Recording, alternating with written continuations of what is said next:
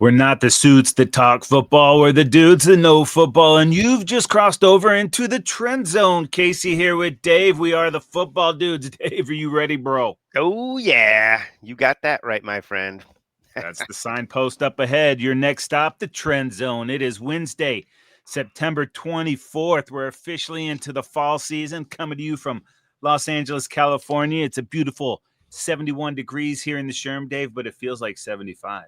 67 on the west side here, and it is beautiful today. Speaking of beautiful, it's going to be another week of beautiful NFL action. In today's episode, we're going to talk about teams that were special. Special. Yeah. Some brutal injuries, and I mean brutal. And so you're telling me there's a chance, 2.4%, a little survivor or go back fantasy starts of the week, and all of the awesome games from the upcoming week. But Dave, we cannot take a trip into the trend zone without a tasty nug for the people. And I know you're holding, bro. Yep, you got that right. 7 game-winning scores in the final 3 minutes in last week's action, Casey. That ties a record for a single week in the NFL all-time. 7 of the 14 games decided by game-winning action in the final 3 minutes. Man, that is the most since 1970. The merger. I don't know if you guys remember that one. But yeah, Browns, Eagles finished off comebacks. Buccaneers gave the lead up and then took it back again.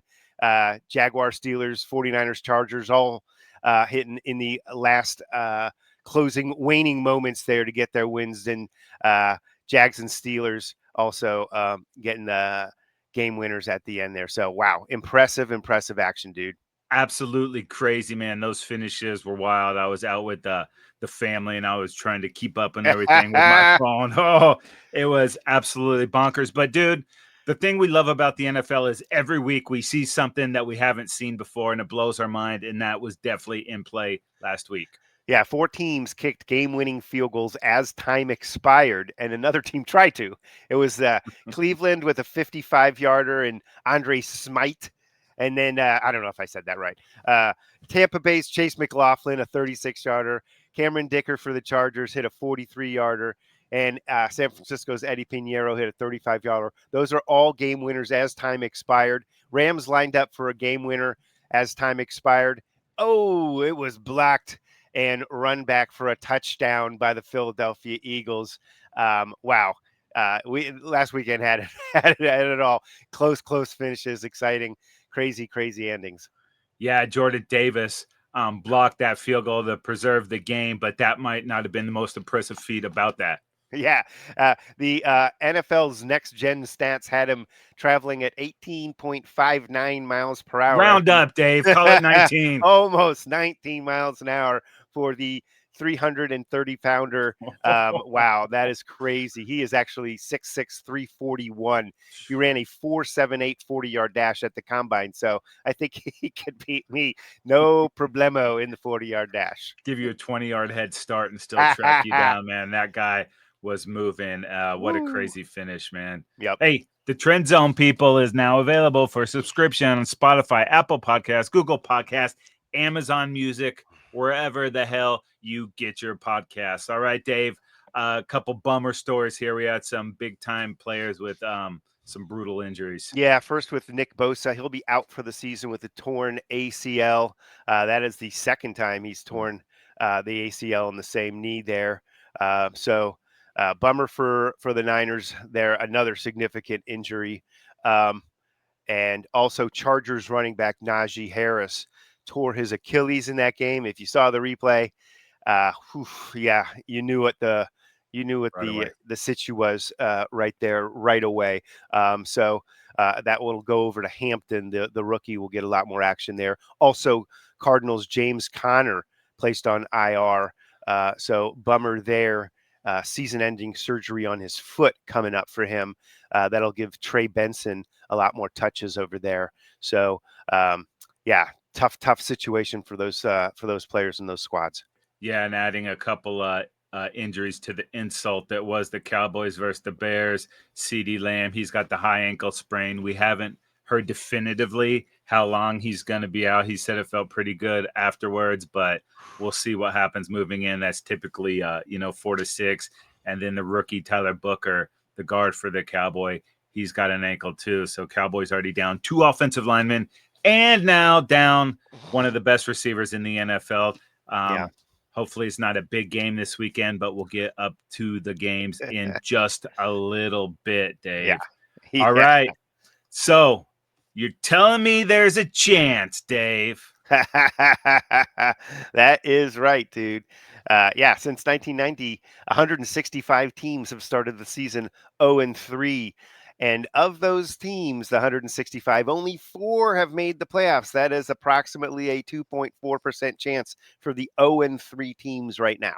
So, Dave, do you predict the Jets, the Dolphins, the Texans, or the Titans are going to be in that 2.4% and bump it up just a little bit? Those are the AFC squads there, and Houston is the only one I give like a little.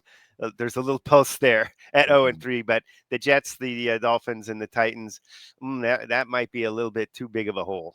And in the NFC, we got the Gigantes and the Saints. You see those guys? No, those are I'm pronouncing them Whoa. dead at this point. I'm sorry, terribly sorry.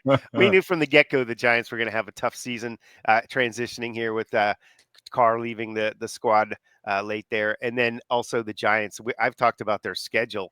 It's just absolutely unrelenting. I mean, so I figured they would start off in a hole like this, and it's going to be tough to get out of. All right. So what does it mean for teams that have gone 3-0? Yeah, since 1990, 170 teams have gone 3-0, and 128 of those teams have made the playoffs. That's approximately 75%. So not as much as a significant sort of a it's 2.4 if you're 0-3, and it's only 75% if you're 3-0. But of course, there's there's 3 and 4 basically are going to make it out of this bunch. All right. And in the AFC, we got the Bills, the Colts, and our Chargers. Yeah, the Bills are, of course, not a surprise at all, and they're on their way to the playoffs, as everyone expects. Chargers, a little bit of a surprise, being 3-0 with a tough schedule they've had in all divisional games. And then the Colts, probably the biggest surprise here with Daniel Jones at quarterback, winning that job there. And those guys look good, although the teams they have played have a lower record. I believe they're 1-8, the 3 teams they've defeated. And then in the NFC, we have just 3 3-0 teams as well. Yeah, Philadelphia, Tampa Bay, and San Francisco. The Philly, obviously not a surprise there. Tampa Bay have won their division a number of years in a row, so not so much of a surprise. San Francisco, with the injuries they've had, maybe the only surprising element there for the 49ers to overcome that and still be sitting at 3-0. Yeah, the Mac Attack doing some good work out there in the Bay Area. Now we just add Bosa to that list, so it's going to be tough sledding for those 49ers. All right, Dave, let's jump into the fantasy realm. Get it started with some total fantasy domination. Give me a quarterback. Lamar Jackson, the ogre always algo and Ravens quarterback, 722 pass yards. I don't know about that. That's got to be on the season, but Lamar Jackson with an impressive performance over the weekend. Yeah, and Jonathan Taylor for your lightning strikes, baby. 102 rush yards, 3 rushing touchdowns, and throws in 16 receiving yards. Amon-Ra St. Brown, dude, with another fantastic performance from the Lions receiver, also on Chuckles' squad. Yeah, and letting the cameraman know that he was not to be played with. And then, of course, Hunter Henry for those Patriots. He had 90 receiving yards and 2 touchdowns. He might be a waiver wire darling. Okay, Dave, maybe you needed a waiver wire darling. We got our fantasy go back starts of the week. If you could have gone back and adjusted your lineup, would you have gotten better and maybe gotten the dub? Yeah, I came in 3rd place in our division, which is in the points category there in the cash area. But if I'd have played Keenan Allen over T. Higgins, I'd have gotten 11 more points. That would have got me from 3rd to 2nd place, which would be obviously preferable for me. Maybe if I went back in time and knew the situation for the Bengals, I wouldn't have drafted T. Higgins in the 3rd or 4th round whenever I took him, because obviously his pick has been devalued quite substantially with no Joe Burrow. Yeah, and I had over 100, almost 117 points last week, and I didn't get a win, and I didn't get in the money, and I lost my game because the stupid disco donkeys had that Vikings defense against those stupid Bengals, scoring 42 points. I think they had 3 touchdowns, lost by about 16 points. So the Yeesh. Vikings and the Bengals both doing me dirty. Not cool. Not Oh boy. cool at all. All right, let's go ahead and jump into Survivor Three Strikes. Dave, last week's most popular correct pick was. Seattle beating New Orleans with more than 25% of the people selecting that, including myself. Yeah, not shocking there, but maybe shocking the way they just absolutely hammered the Saints. And Yeah. I had last week the Bucks beating the Jets. So when I saw the Jets block that field goal to take the late lead, I thought I was done, but I forgot that Baker Mayfield is balling right now, and he Yeah. led me to a win. So, Dave, who was the most popular incorrect pick since the Bucks let me off the hook? Yeah, it was Green Bay over Cleveland. That one was a shocker. Almost 18% of the people got nailed on that one. All right, what's the best pick moving into week 4? Buffalo over New Orleans at over 34%. Last checked. It is maybe the new theme for this year. Who's playing New Orleans? And obviously Buffalo. If you wanted to use them up, or maybe you save them when you need them more later on. So we'll see. Yeah, might have to dig a little bit. All right, Yeah. Dave, to hell with all of that stuff. Let's get into the game previews. It is week 4, baby. All right, week 4. Yeah, week 4. It's slipping away. Dude, a month in It really already. is slipping away, man. I It's know. flying by. Jeez Louise. Holy Uh, moly. we We're get getting it into started, though, on Thursday Night Football with an NFC West battle. Yes, and it is the Seahawks at the Arizona Cardinals, and Seattle on the road in this one. Oop, that's actually my mistake. Arizona at home in this one is favored by 1.5. This should be a good football game. Yeah, it's going to be a really good football game. And these Seahawks, dude, they're Sam Darnold fumble away from being perfect on the season, man. Yep. And last week, not a lot of yards for Kenneth Walker, but they didn't need a lot of yards because he had 2 rushing touchdowns. Jackson Smith and Jigba continues to be going crazy for the Seahawks. He had 5 for 96 and a touchdown. But that defense, man, was on full display last week. Special teams on full display. Now, I know it was the Saints, but we're starting to see that Mike McDaniel effect on the whole team. Huge game for this division, especially with all those injuries to San Francisco. Yeah, and you look at this Cardinals squad, man. Last week, the it was a little bit of a fluke ending there as that was tie game, and next thing you know, they get the safety to take the lead late against the Niners, and then unfortunately, very later in the game, they gave up the field goal and came up short against their division rival, the Niners. There, but the big news, the bummer, of course, we mentioned already, Connor is out. So a lot is going to ride on Trey Benson and can he carry the load running the football? Obviously, Kyler has to be Kyler for this team, to play up to their level. He has to do his thing. They've got some great weapons there with Marvin Harrison Jr. and Trey McBride. Also found the end zone early this year as opposed to waiting till the end of the season last year. Got in the end zone last week. But Cardinals, they're going to have to play their best ball hosting this Seahawks team, but they are favored by 1.5. It's going to be a very important game in that division. And Dave, then Yes. on Sunday, baby, kind of our favorite point, we get that early 6:30 a.m. game coming from Dublin. No word if the Edge and Bono will be in the stands, but we know for sure it will be the Minnesota Vikings against the Pittsburgh Steelers, and the Vikings are 1.5 favorites in this one. Yeah, and you mentioned briefly earlier this Vikings defense and how they handled business last week. I know for sure it was a pick six and a fumble recovered that went to the house there, and both of those were huge returns. They finished the the Bengals very early in that game, and were just sort of on cruise as that game was an absolute blowout early on at 24-3, 34-3. So this Viking squad, obviously, with Carson Wentz at the helm, looking like they're going to be okay. With holding back on JJ McCarthy and not rushing them back into action. Um, they've got a lot of talent there. I believe they are getting back Jordan I Addison. think so. I think it was So 3 game. Yeah. right. So that would be a nice little bonus to add to that mix there. Yeah, this is going to be an absolutely awesome football game to wake up to first thing Sunday morning. Boom, moving through that thing with a little buffer, tape delay, and rolling right through that. It's going to be a lot of fun. Yeah. Probably have a little Irish coffee early to start your day. Woo! Maybe. And now these Pittsburgh Steelers, Aaron Rodgers over there. Rooney is the ambassador to Ireland, so he's stoked to have this game over there. And we're seeing shades of vintage Aaron Rodgers here. Can he sustain it for a full season? I don't know. But last week, dude, game-winning drive with just a couple minutes left in that game against the Patriots, and he finds Calvin Austin the third. Might be a nice other waiver wire pickup if you're needing some receiver depth there. The offense has been hit and miss, though, so a lot of that will depend on Rodgers.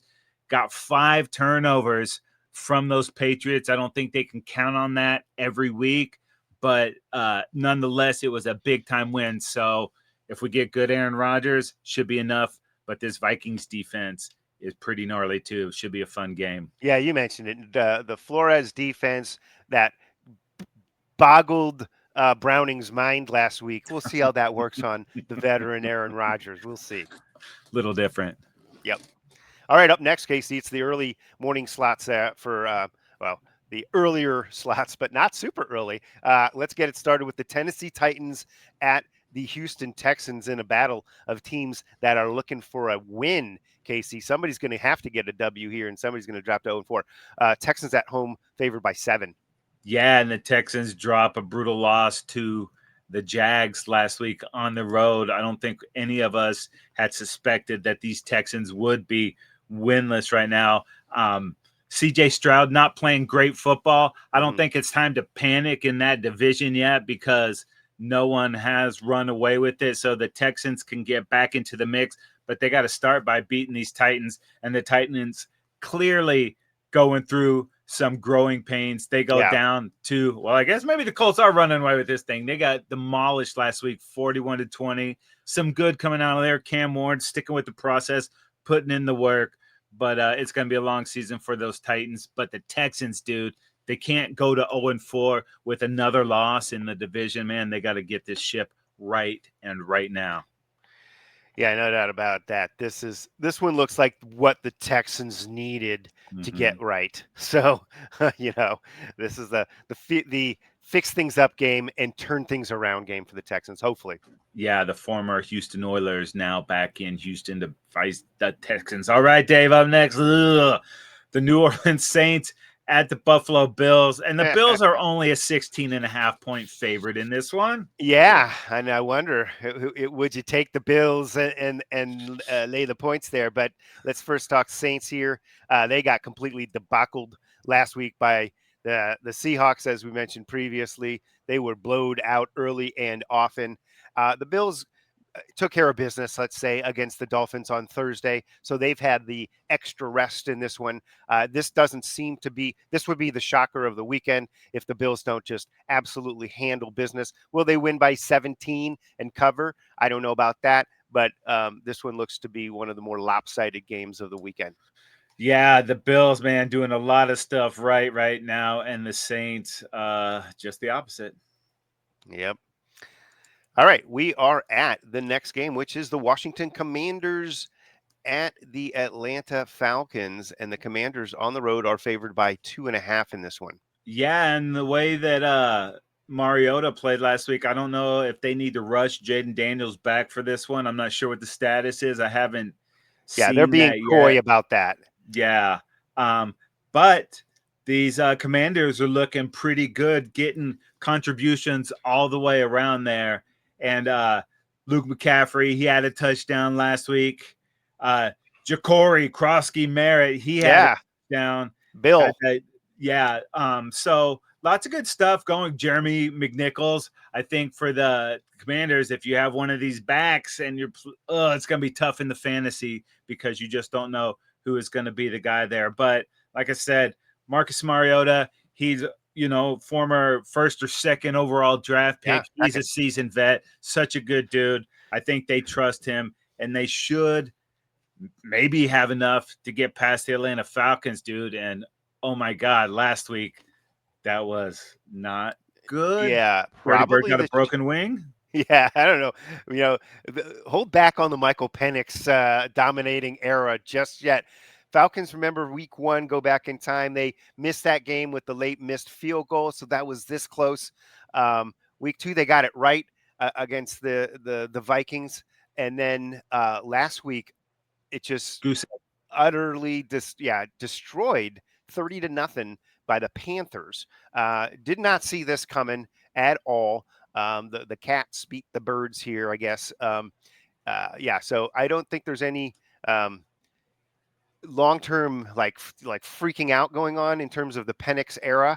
But wow, that was a no-show for those for the Falcons offense. They got to get it right this week. It's not going to be easy against the Commanders team coming in.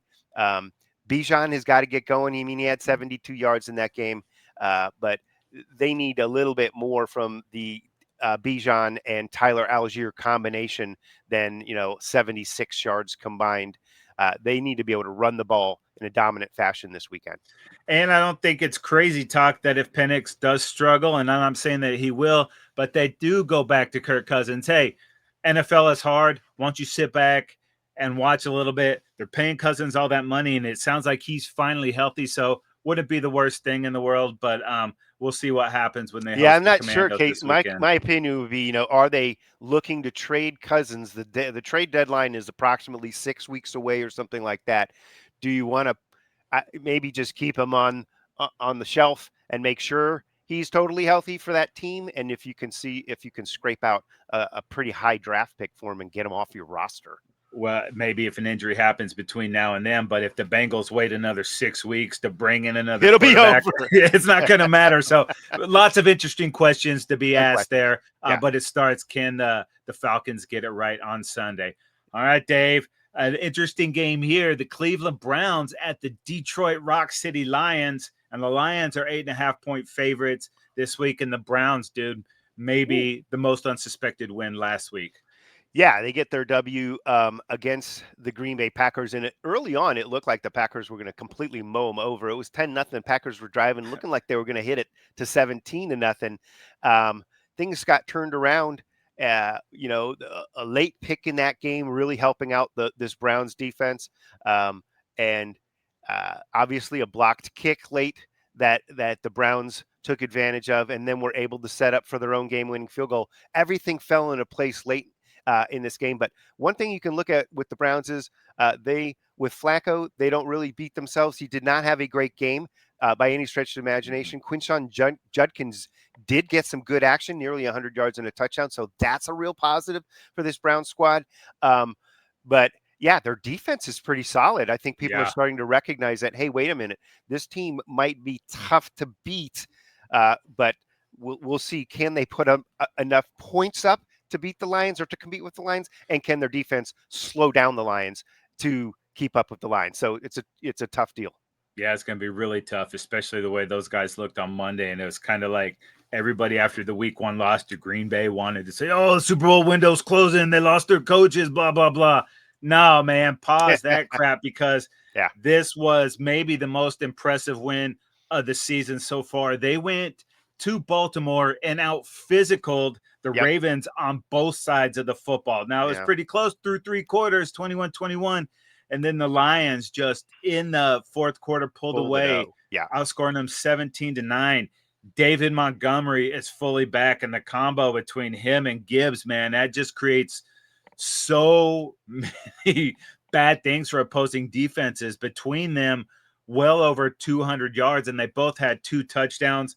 Amon-Ra and Goff completely on the same page, and you got Jamison Williams can get that big play threat. Jared Goff is playing great football too, but I love what we're seeing from this healthy Detroit defense. they started punishing Baltimore late. When they had the spy on Lamar, they really kept him in the pocket. He They wasn't did. able to escape, dude. He had 7 rushes for 35 yards, and they just a great team against them. Total physical team in the mold of Dan Campbell. So if this is the Detroit Lions that we're going to see the rest of the year, that's bad things for a lot of the other teams in the NFC, man. What a great win last Monday night. No doubt about it. It was very impressive. Mm-hmm. Okay, Casey, moving it on. It is the Carolina Panthers at the New England Patriots. And Patriots are favored by 4.5 in this Super Bowl rematch. Oh, yeah, man. It's not going to take the old man, Steve Smith out there, Muhammad, but it is some newfangled Panthers, and it's good to see the Panthers get some life. They finished last season pretty strong, and first couple of weeks, it was a little rough going. Yeah. Bryce Young, very modest numbers, but they absolutely steamrolled the Falcons last week. And these Patriots, man, could have beaten the Steelers. They had 5 turnovers, Dave, and I don't know what the percentages are, but when you're minus 5 turnovers, that's bad news. So, yeah, it'll be interesting to see which one of these young teams plays mistake-free. Yeah, no doubt. I think the Panthers were a big surprise last week, and we know that this new regime with the Patriots, they're going to be tough to beat every week. Yeah, you're going to have to out-physical them. All right, Dave, up next, our Los Angeles Chargers at the New York Giants, and our Los Angeles Chargers are 5.5-point favorites. Tell me why, Dave. Ooh, well, they're 3-0 and 3-0 divisionally, so that's pretty awesome for this Chargers team. Herbert has been playing exceptionally well this season.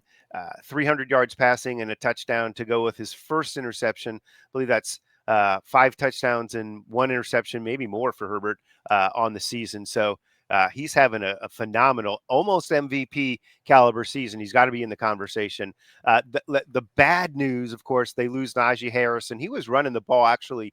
He was getting better, ramping up after that 4th of July eye injury, but he's out for the season with the Achilles. Good news, Omari Hampton had 70 yards rushing in his first NFL touchdown, and also through the air received the football 6 times for 59 yards. So he had a very nice impact and sort of finally got himself acclimated, got himself going. Quinshon Johnson, Keenan Allen are playing exceptionally well for these Chargers, each with 3 touchdowns on the season. Rookie Arande Gadsden at the tight end position. His first action last week, he was inactive the first 2 weeks. He had himself a nice. His first was almost a touchdown catch, but he dropped it, or it was not a catchable ball. But 5 for 46 for Gadsden. Looks like they found another weapon for Herbert to work with. Oh yeah, and I forgot about Ladd McConkey. He's been overshadowed by the way Keenan Allen and Quinshon Johnson have played. And real quick, this defense is for real. Jesse Minter has these guys playing exceptionally well in the secondary, and particularly the defense tough to run on. Also, this is going to be a good football game because this is a Giants team that absolutely needs to get a W, and they've got some new flavor in town. Knock knock. Yes, who's there? Owen. Owen who?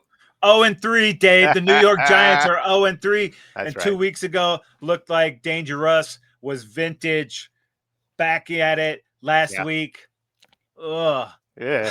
All those moon balls that were going 10 yards behind the Cowboys defenders that were touchdowns, those were interceptions against the Chiefs. Yeah. The brass has seen enough. It will be the Jackson Dart era. Is getting like you said, this is a really tough debut going up against that Chargers defense, but it is at home. They want to see what they have with this guy. I love Cam Scattaboo. I hate that this guy is with the Giants because he plays like his ass is on fire, just hard nose, had 60 rush yards, had 60 receiving yards, and it's just the way he plays, man, the effort. He does not take a playoff, and this Giants defense is pretty dang good too. Last week against those Chiefs, there was the fumble and the Giant was going to get it, and Patrick Mahomes wrestled the ball away from him. If not, the Giants are sitting at a 1st and goal right there, and maybe that game goes a little bit differently, but it's the Giants, so it didn't. But I am interested to see what Jackson Dart does in this game. Had a phenomenal career at Ole Miss. Lots of young talent here. This is obviously moving the Giants towards the future so that our Chargers, don't drop a game that you have no business losing. Go handle these Giants and get the hell out of Yeah, Jersey. that Giants front seven on the defense is formidable. There's no question about that. But Derwin James against a rookie quarterback and all the looks that Jesse Minter's defense is going to give to that rookie quarterback, that's going to be a heck of a challenge for that dude. Yep. All right, moving along, Casey. This is one of the premier games of the weekend. We are talking about the Super Bowl champion Philadelphia Eagles going to Tampa Bay to play the Buccaneers on the road. The Eagles are favored by 3 in this one, and this is must-see TV, right? Yeah, Dave, I thought they were going to start calling that tush push closer and not letting them false start every time. Yeah. Clearly, the refs did not get the message because it happened yet again. Multiple times. Yeah, this will be the last year that we see this, because if the refs can't referee it correctly, then you can't have it in the game. But yeah, go ahead. It's one thing when it's a tough play to defend. It's another thing when they're getting away with cheating on the play, basically, by false starting and getting that extra advantage. It's come on. That being said, these Eagles were down 26-7, and they kind of woke up against those Rams. Jalen Hurts, man, 21 of 32, 226, but 3 touchdowns, man. So far, they've not really run the ball the way they did last year, but here they are sitting at 3-0 anyways, with wins over the Cowboys, the Rams, and the Chiefs. So we talked about it last week. These Eagles, not super impressive, but when the money's on the table, they snatch it and get that dub. They make the play to win this game. And I guess if there's something to be stoked about for these Eagles, it's A.J. Brown has come to life. He had 6 for 109 and a touchdown last week. Just so big and strong, can catch the contested ball. He's going to outmuscle whoever that the defender on him is. So just a solid team. The Eagles are going to make you beat them to get the win. Can the Bucs do? I don't know. I'm just going to tell the Eagles, don't give Baker the ball with less than 2 minutes left. Don't do it. Yeah, do not do it, man. I'll tell you what, this Baker Mayfield-led team he's got that drive to win that, everybody should have that level, but he has it over the top, man. When it comes down to gotta have it plays, yeah, he is absolutely an MVP caliber quarterback at this point in time. They didn't have their best game against the Jets last week, and late in that game, obviously, it looked like they were up against it when the blocked kick went back for the touchdown, and suddenly they were losing the football game. A game that, if the kick goes through, they've iced it basically, and it's over. So suddenly you go from that scenario over and we won to holy crap, we got to do something, and there's 2 minutes left in the ball game. Don't worry, Baker Mayfield's got this. He takes him down. And bake, baby. Boom, scores the touchdown, gets the sets him up for the go ahead field goal. Just an absolutely fantastic season so far with the way Baker's playing. Now, they did get the injury to Mike Evans, and there's a lot of mystery around that, whether or not he's going to be good to go with the hamstring, same one from last year that sidelined him for 3 or 4 weeks. But there is news that they may be getting back Chris Godwin for this game. If that's the case, then that'll be an awesome addition, at least, or a swap out if Evans can't go. But man, Emeka Egbuka has been phenomenal. I mean, looking like a rookie of the year on the offensive side of the football 100%. Candidate for sure. If he can keep it going the way he's going right now, he is lighting it up. And it has been super impressive to see him. He's a consummate pro coming into his 4th game. Yeah, and with Evans out, if you're looking for a streamer in your fantasy league, Sterling Shepard will be a target monster until Evans and Godwin get back and healthy. So you might want to look at this guy. All right, Dave, up next in our backyard, it is the Indianapolis Colts at Los Angeles Rams, and the Rams are 3.5-point favorites, though. But Dave, these Colts so far undefeated on the season, with Dimebag Danny showing a vulgar display of power. Ooh, I like that. Nice. You know what? I mean, Daniel Jones has, developed, and he obviously won that job. They wanted Richardson to win the job clearly, but Jones stole it away from him and just made it a definitive. And boy, are they happy that he did. Last week, a nice performance of touchdown, 113 quarterback rating, 18 of 25, nothing spectacular, getting the job done. Jonathan Taylor, though, is off to an incredible start to his season, 102 yards and 3 touchdowns last week. He leads the league, it seems, in all the running back categories right now. He's been really, really crushing it. But nice weapons there with Pittman, Pierce, and Downs at receiver, and the rookie Tyler Warren really coming on and making his physical presence known.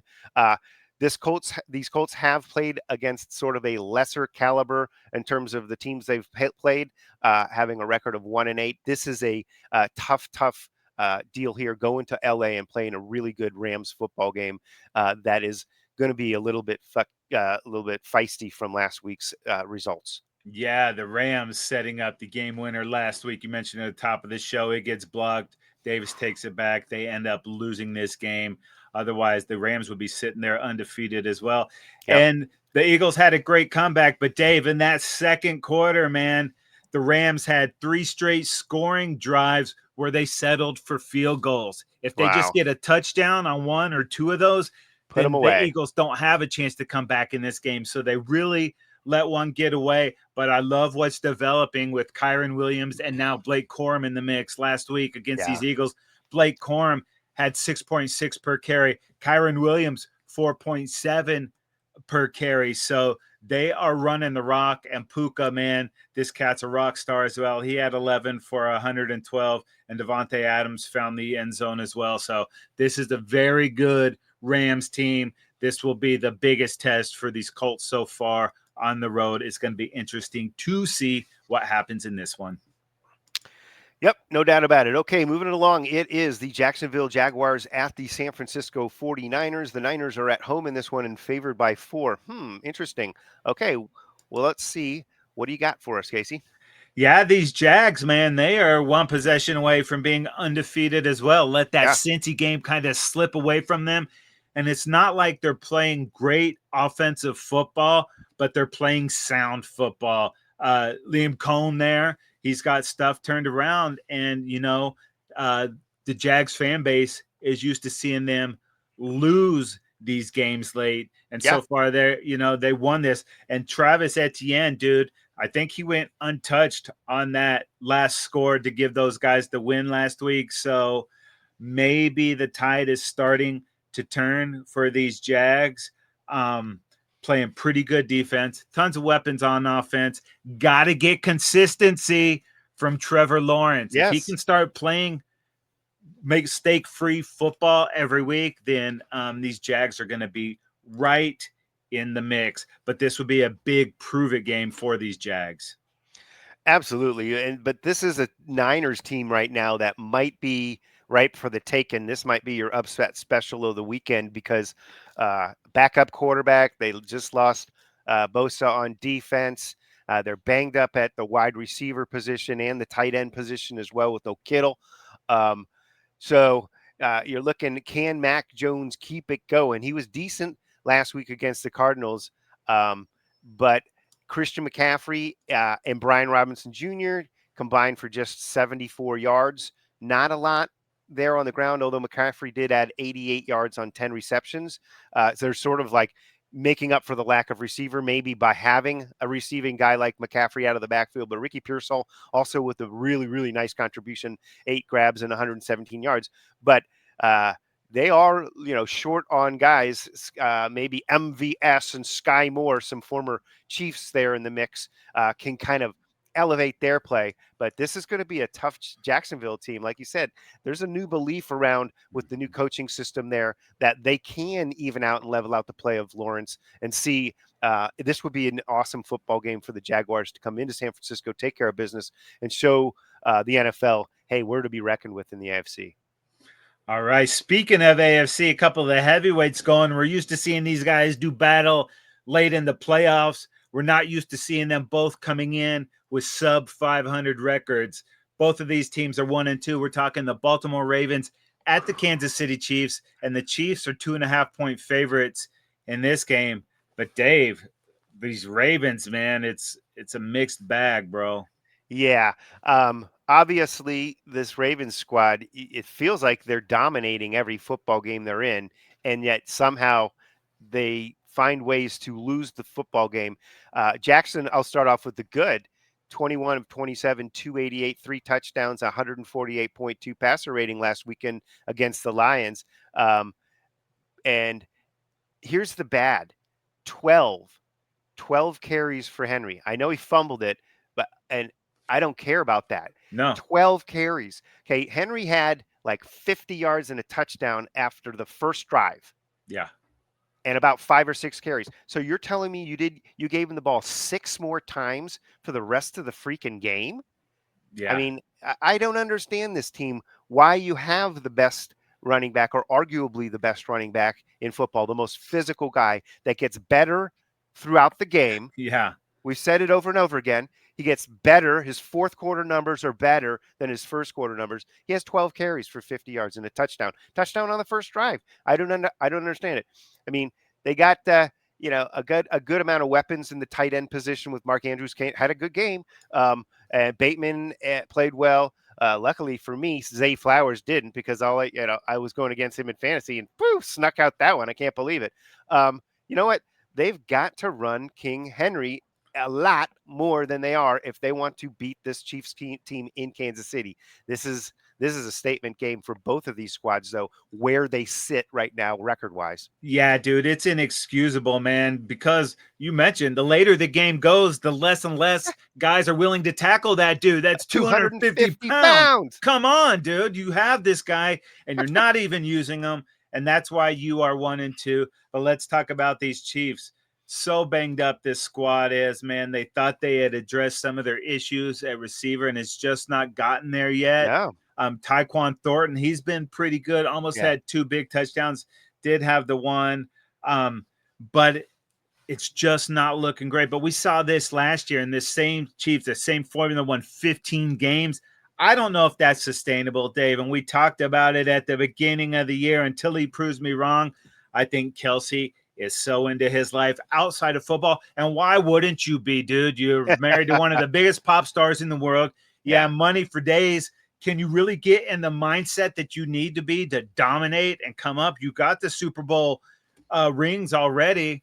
Yeah. You could, so, but it's not just Kelsey. He's not played great. He's had a couple mistakes here and there, but they do get the win against the Giants last week, which was big. But on the year, dude, Patrick Mahomes is the leading rusher, and that is not a sustainable formula. You want him to use that stuff late in the season, not every week. So, it's crazy, dude. The team that loses this game will be 1-3 on the season, and they're both looking up at other teams in their division. So, and they both have tough schedules. I mean, when you're a good football team like this, man, the schedules lays out for both these squads as very challenging. There aren't very many games that are sort of like a cupcake opponent, man. This is, I mean, you got to win some of these games. Yeah, absolutely. All right.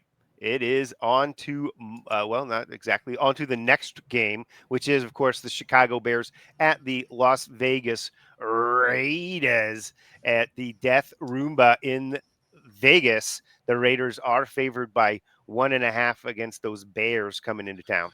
Yeah, and the Bears, man, Caleb Williams last week looked like the first-round draft pick that everybody expected him to be. He was able to get the ball off quickly. He stayed on schedule, and it paid huge dividends. Now, does it help when you have a receiver running 30 yards behind the coverage? That probably has something to do with it, but the Cowboys made the game easy for him. Will the Raiders do the same thing? I don't know, but Caleb did have 4 touchdowns last week, and the Raiders got that big win week 1, but since then it's not been great for them. But, this game is going to be rocking. It's a very winnable game. Geno, can he bounce back from the terrible game he had earlier? Raiders need to win this game if they want to stay in the mix. And this Ben Johnson era of the Bears is definitely trending in the right direction. Yeah, I think this is going to be a fun game to watch because I think both of these teams are going to throw the ball. I know that the the Bears, I think, feel like they've got an advantage over that secondary that the Raiders are going to field. And Geno Smith just loves to sling it around. So obviously Brock Bowers and Trey Tucker, though, also Yeah, that's surprisingly another having a fantasy. pretty, amazing, fantasy scenario there. So that should be a fun game to watch, though. Like I said, man, they'll put some points on the board. And depends who you ask. This next game might not be so fun to watch. I'm not anticipating a lot of joy coming from this one. It is the Green Bay Packers at my Dallas Cowboys, and the Packers are 6.5-point favorites in this one. Yeah, and Pack coming off a very shocking and disappointing loss last week at the hands of the Browns. That game that slipped away from them. That I thought they were dominating at the early stages, and found a way to just stick it in neutral and then in reverse, basically. But Jordan Love with not a particularly great game last week. Josh Jacobs did not run the ball very well against that Browns defense. They're going to want to get the ground game going against that Cowboys defense. But, there have been receivers running free in the Cowboys secondary, as you've witnessed. So this team has got a ton of receiving options with Matthew Golden, Tucker Kraft at tight end, Romeo Dobbs, Dontavian Wicks. A lot of people talk about picking him up in the fantasies. So plenty of options. You want to stay balanced, but I'm looking for probably the Packers to open it up a bit and see if they can take advantage of that Cowboys secondary like a couple other quarterbacks did. Yeah, Dave, I don't think you need to run the ball at all. Actually, Jordan Love could probably throw 50 times and they'll be fine because there was actually 0 pass rush last week. Now, good news, Jadeveon Clowney will be making his debut for the Cowboys. Can he have some kind of impact on this game? I hope so. It's a big ask because there has been nothing coming from that pass rush.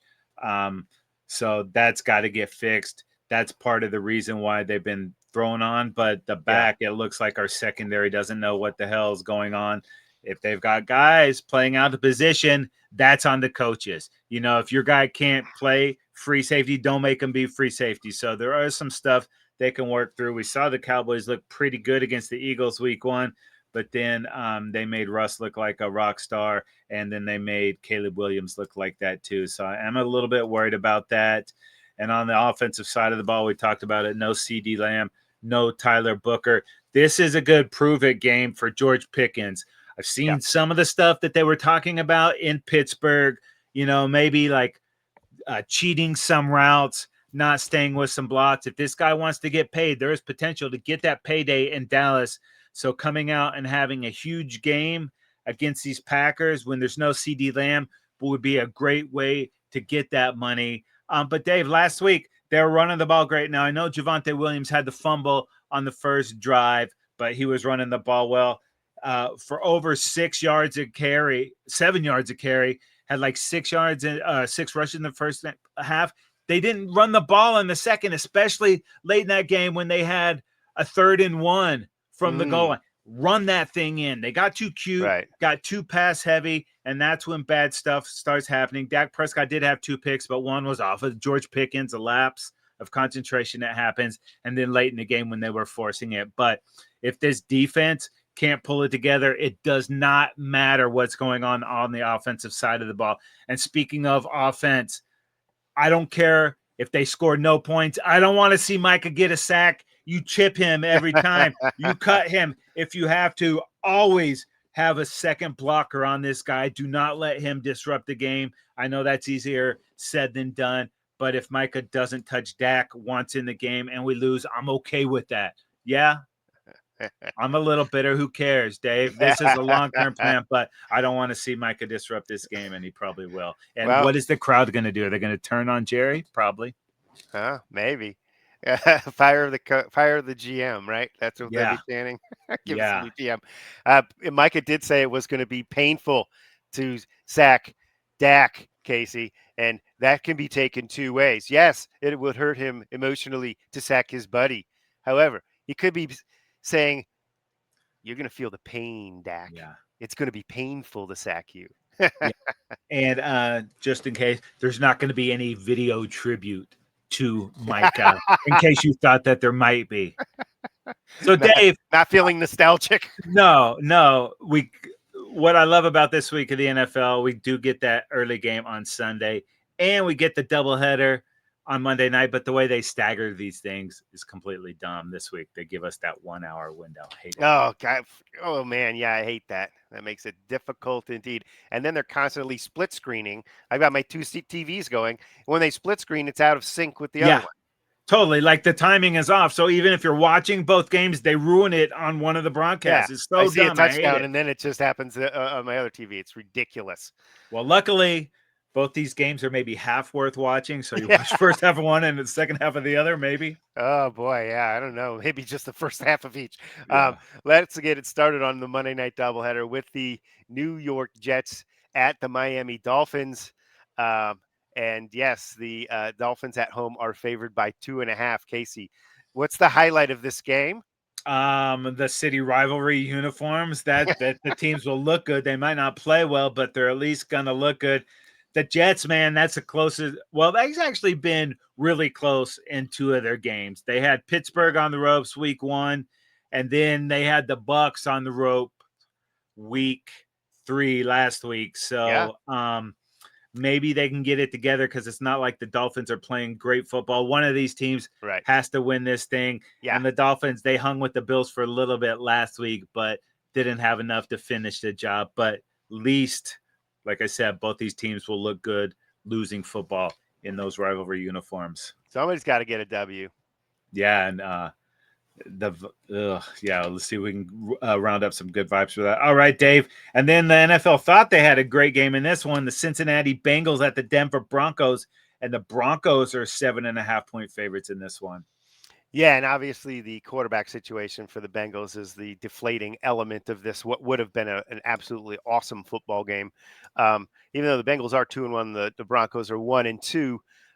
This feels like the Broncos at home have a distinct advantage with their starting quarterback there. The Bengals coming off that absolute debacle against the Vikings and the Brian Flores defense. Well, Mr. Browning, here is your gift for that particular performance is to go up against this Denver defense that is as physical and talented as any defense in the NFL. So this is going to be a tough deal for this Bengals offense and for the quarterback in particular to figure out what the Denver Broncos defense, who's coming, who's dropping into coverage. It's going to be a challenge on the Broncos side of the football. Bo Nix last week. I know he's regretting it when he looks at the film because there were some dudes that he had open that he overthrew that could have changed that football game.